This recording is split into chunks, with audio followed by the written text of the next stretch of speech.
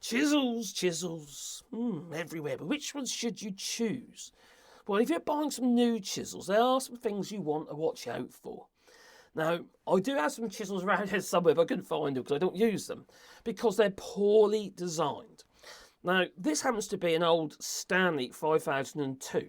Now, this one is actually a very good bevel-edged chisel.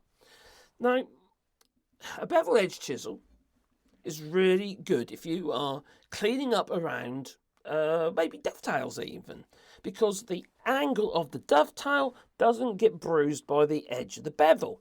So you can get it right in there and you get quite close. But what's really important is that that bevel goes down to a really thin edge, as you can see there. Now, some of these chisels that you get from these DIY stores and brickos and what have you are poorly ground. They are thick on the edge. Well, if it's thick on the edge, there's no point in having a bevel edge chisel. It might not be a beveled edge. You might as well have a firmer, like this one, as you can see, that doesn't have a bevel. It has a square edge, which isn't so good if you want to get close up against a dovetail, for instance, when you're cutting dovetails. Clean up around the old shoulders way. So, just watch out when you are purchasing the most common type of chisel that you're going to find these days, a bevel edge chisel.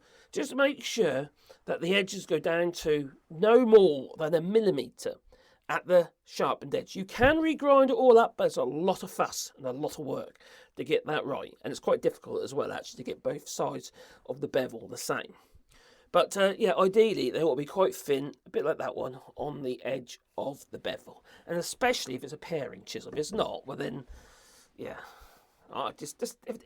you'll see it, okay? It'll become very obvious to you. Toodaloo.